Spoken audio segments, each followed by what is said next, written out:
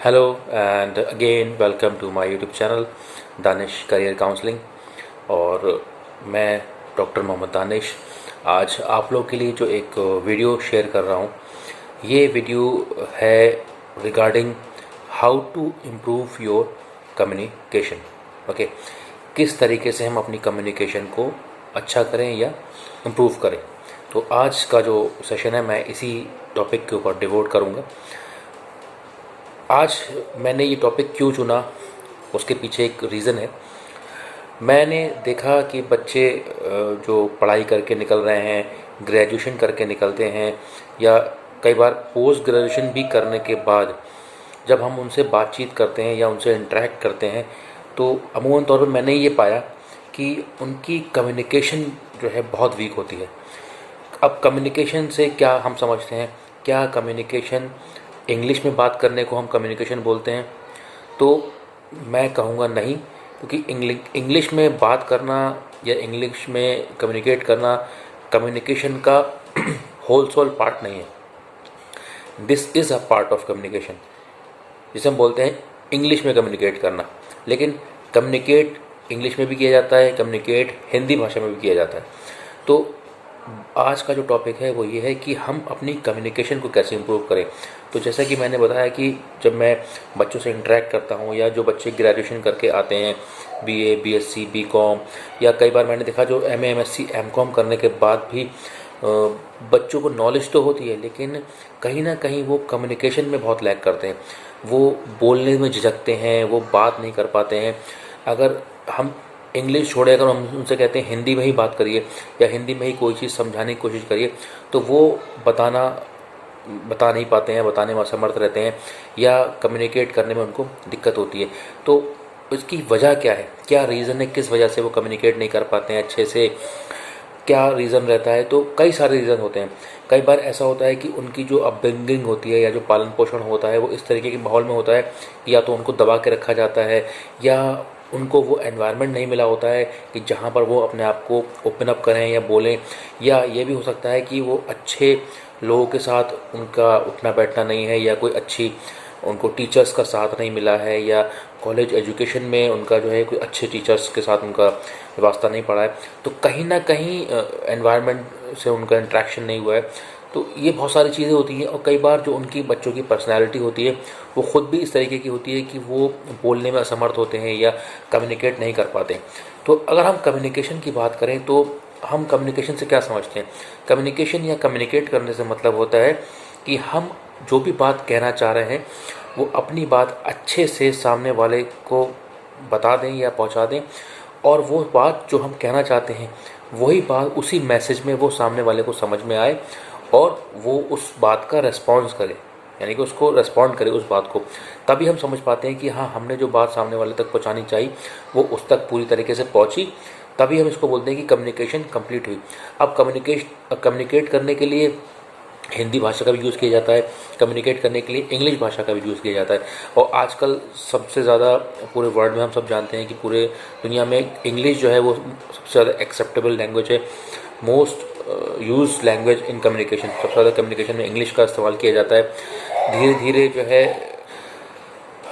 English को हम लोग सोचते हैं कि हम अगर इंग्लिश में इम्प्रूव कर लेंगे या इंग्लिश बोलना सीख लेंगे तो हमारी कम्युनिकेशन अच्छी हो जाएगी। ये ज़रूरी है कि अगर आप इंग्लिश अच्छे बोलते हैं, इंग्लिश बोलना सीख लेते हैं तो वो भी कम्युनिकेशन का पार्ट है। लेकिन सिर्फ इंग्लिश में बात करना ही कम्युनिकेट करना नहीं होता है। कम्युनिकेट करने के बहुत सारे उसके पीछे फैक्टर्स होते हैं कि हम किस तरीके से बात करते हैं, हमारा आई कांटेक्ट क्या है, क्या हम बहुत ज़्यादा हाथ पैर चला के बात करते हैं या आई कांटेक्ट करके बात करते हैं या नहीं करते हैं, या बहुत ज़्यादा ज़ोर ज़ोर से बोलते हैं, किस तरीके से बात करते हैं। हम बहुत जल्दी जल्दी बोलते हैं, इतनी जल्दी बोलते हैं कि कई बार शब्दों के ऊपर शब्द चढ़ जाते हैं। ये कई सारी चीज़ें हैं जो हमारी कम्युनिकेशन को ख़राब करती है। ओके, तो मेरा जो तरीका है कम्युनिकेशन को इम्प्रूव करने का वो यही है कि सबसे ज़्यादा ज़रूरी है रीडिंग। अगर आपको अपनी कम्युनिकेशन इम्प्रूव करनी है तो सबसे पहले आपको अपनी रीडिंग हैबिट बढ़ानी होगी। चाहे आप हिंदी की कम्युनिकेशन करना चाह रहे हो या इंग्लिश की कम्युनिकेशन करना चाह रहे हो, आपको रीडिंग ज़्यादा से ज़्यादा करनी होगी। रीडिंग करने से फ़ायदा होता है कि जितना ज़्यादा आप रीड करेंगे तो आपका जो शब्दों की समझ है, जो वर्ड्स हैं या वोकैबलरी है, वो आपके पास डेवलप होगी। और रीडिंग करने से एक फ़ायदा ये होता है कि आपको सेंटेंसेस की समझ होने लगेगी कि हाँ ऑथर जो है क्या लिख रहा है बुक में या न्यूज़पेपर में या जो भी आप जहाँ से भी जो है इन्फॉर्मेशन पढ़ते हैं। ओके, तो रीडिंग बहुत ज़रूरी है। हर कोई जिससे भी आप बात करेंगे जो आपको कहेगा कि आपको कम्युनिकेशन अपनी इंप्रूव करनी है, तो वो आपको रीडिंग की तरफ जो है बहुत ज़्यादा जोर देगा। वही चीज़ मैं बता रहा हूँ कि आप रीडिंग करिए, ज़्यादा से ज़्यादा रीडिंग करिए, चाहे इंग्लिश का अगर आपको कम्युनिकेशन इंप्रूव करनी हो या हिंदी की कम्युनिकेशन इंप्रूव करनी हो, तो आपको अच्छी मैगजीन्स, अच्छे न्यूज़पेपर, अच्छे बुक्स जो है वो रीड करनी है। रीड करिए और फिर उसको अपने दोस्तों के साथ बैठ के डिस्कस करिए, बातचीत करिए और डिस्कशन करने की कोशिश करिए। ठीक है, अपनी बात को रखिए, दूसरे की बात को सुनिए।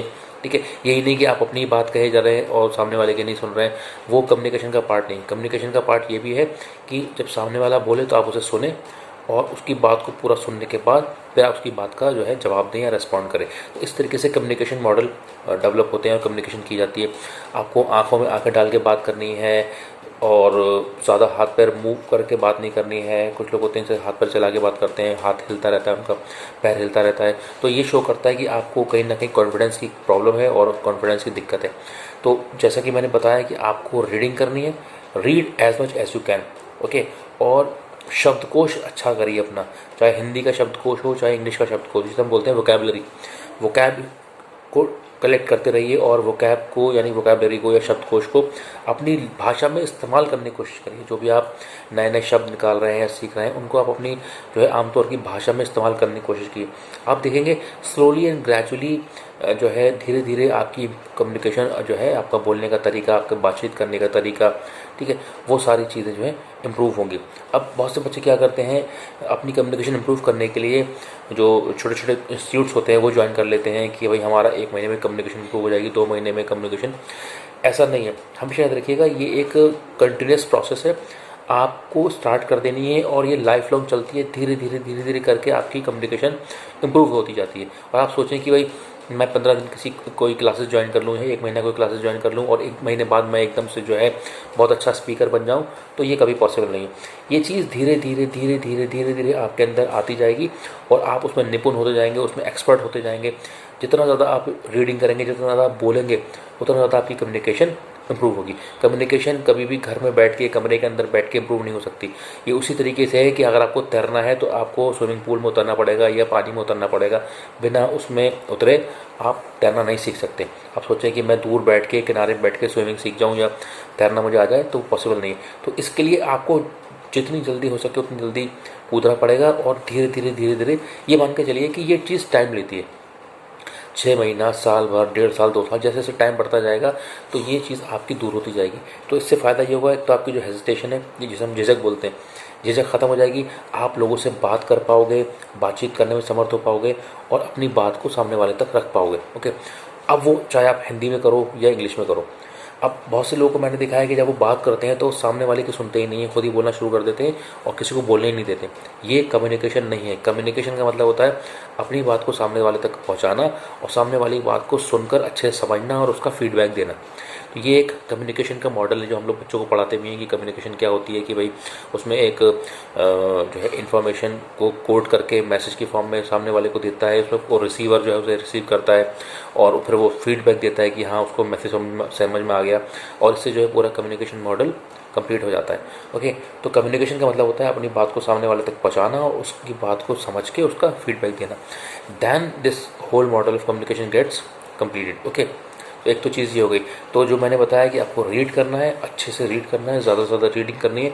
एक बार जब आपकी रीडिंग की हैबिट बन जाएगी तो आपकी धीरे धीरे आप फील करेंगे कि आपकी कम्युनिकेशन ऑटोमेटिकली इंप्रूव हो रही है, क्योंकि आपके माइंड में आइडियाज़ आएंगे कि आपको बोलना क्या है, किस पॉइंट पे क्या बोलना है, कौन सा शब्द बोलना है। क्योंकि आप ऑलरेडी इतनी रीडिंग कर रहे हैं तो आपको आपके मुंह में ऑटोमेटिकली जो है शब्द आना स्टार्ट होंगे। क्योंकि बच्चों को ये दिक्कत होती है कि सर हम बोलना तो बहुत चाहते हैं लेकिन हमारे मुंह में शब्द नहीं आ पाते, हम जो है वोकैबुलरी में फंस जाते हैं। तो धीरे धीरे slowly and gradually you will start speaking. और जनरली हम देखा है जो हमारे यूपी बोर्ड के बच्चे होते हैं या जो हिंदी मीडियम बोर्ड के बच्चे होते हैं उनको बहुत ज़्यादा दिक्कत होती है, क्योंकि जो इंग्लिश मीडियम के पढ़े हुए बच्चे होते हैं या सीबीएसई बोर्ड के पढ़े हुए बच्चे होते हैं तो उनको ऑलरेडी कॉलेज में माहौल होता है, वहाँ पर उनको स्पीकिंग कराई जाती है, पब्लिक स्पीकिंग कराई जाती है, उनसे प्रेजेंटेशन कराई जाती है। लेकिन ये सब जो है हमारे हिंदी मीडियम या यूपी बोर्ड में ऐसा माहौल नहीं है।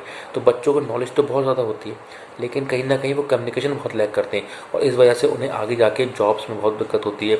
वो इंटरव्यू फेस नहीं कर पाते हैं और कई बार जो है इंटरव्यू में उन्हें बहुत जल्दी रिजेक्ट कर दिया जाता है। तो हमें नॉलेज तो लेनी ही लेनी, साथ साथ हमें अपनी कम्युनिकेशन भी इम्प्रूव करनी है। तो ये जो मैंने आज आप लोग को कुछ टिप्स दिए कि आप किस तरीके से अपनी कम्युनिकेशन इम्प्रूव करें, तो ज़रूरी है कि ये आपको बहुत आगे फ़ायदा देंगी। तो अगर आपको ये वीडियो पसंद आई हो तो उसको ज़रूर लाइक करिएगा, शेयर करिएगा और सब्सक्राइब करिएगा मेरे channel Danish career counselling. Thank you very much, thanks for watching.